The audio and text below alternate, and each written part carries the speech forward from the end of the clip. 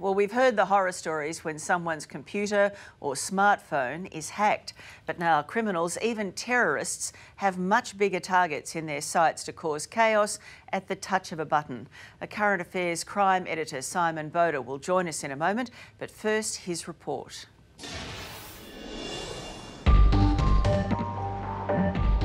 We are vulnerable, dangerously vulnerable. We are very vulnerable. Almost everything in our life is controlled by computer. Computer chips in your phone, in the air conditioner here, perhaps controlling the camera here. We are surrounded by computer chips, and each one of them is vulnerable to cyber attack. Imagine hackers taking over our air traffic control towers or our city's traffic light system. When Professor Isaac Ben Israel warned his government more than 20 years ago, some labelled him an alarmist. Today it's not anymore any question, because you can open the paper and read every day about an attack here, an attack there. So the awareness today is entirely different. It's not considered to be any more fake alarm. So, Professor, is Australia seriously under threat? Potentially, they can do almost everything. Shut off the electricity, water supply, almost preventing anything that we do in our life, because everything is controlled by computer. Communication between computers. He's the international preeminent expert on cyber security. When Professor Ben Israel speaks, world leaders listen.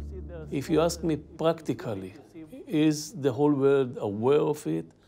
Is there enough preparations? No, there isn't. And governments usually are too slow in doing whatever has to be done. With the international terrorist threat ever growing, Professor Ben Israel says we must not lose sight of digital terror. Relative to other threats, it's a new dimension. Unlike physical threats, cyber has no borders. I mean, someone may sit on the other side of the globe, push a button, and it goes directly to your computer.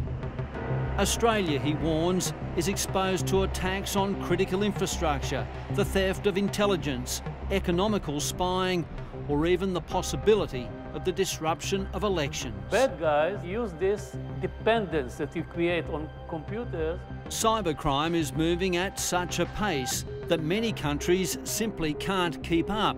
Australia is one of them.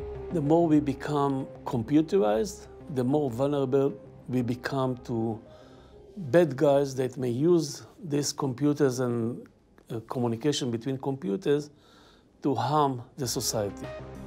In the past, we've had our credit cards stolen or found our personal photos floating on the internet.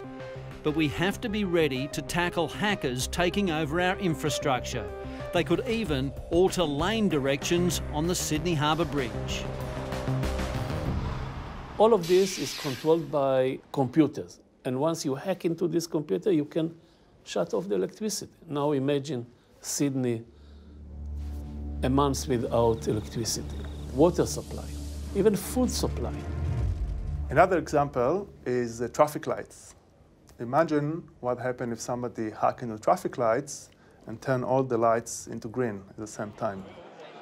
Australian expert Eitan Bienstock says federal and state governments need to keep track of the cybersecurity space. It does raise the bar on the threats that we are exposed to. Mr. Bienstock is CEO of the Internet of Things, IoT, the connection of physical things to the internet, more than our computers, tablets and mobiles, but simple, everyday appliances connected to the cloud, leaving us exposed. The Internet of Things is the next IT revolution. It is enable us to connect the physical world to the digital world. So are we doing enough to ease the cybersecurity threat here in Australia? Yeah, I think we're doing a lot. It's a problem, it's a worldwide problem, from the Americans to Asian to Israel. We need to collaborate. Collaboration is huge in that space. Like we collaborate on intelligence and defense and security. Cybersecurity is no different, even probably more. Computers are involved everywhere. Once you intervene with it, you can cause a chaos. And this is a real danger. The good news is that now we all understand those risks, and there's a lot of measures that are being taken to mitigate that risk. Crime editor Simon Boda is with me now. Simon, are we doing enough? What more can we do? Well, Tracy, cybercrime should be considered as seriously as any other crime. But the experts point out that as the crime rate will never be reduced to zero, neither will cybercrime. The key is to try to mitigate the problem.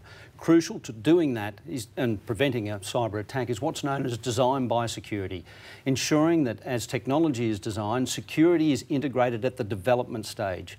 Trying to introduce suitable security at a later stage would simply be too late. Cybercrime is, Tracy, evolving at a frightening pace. In fact, here in New South Wales, the police force has announced an entire squad set up specifically for cybercrime. And just this week, the New South Wales Police Minister, Troy Grant, and the head of the fraud squad have returned from an overseas research mission with law enforcement agencies, including Interpol in Singapore, Europol in The Hague, and the FBI in the US, examining the world's best practice in tackling this escalating problem. It is an escalating problem. It's actually mind-blowing, isn't it? It is. It's frightening. It's good to have you back, by the way. Thank you very much. Thanks, Simon.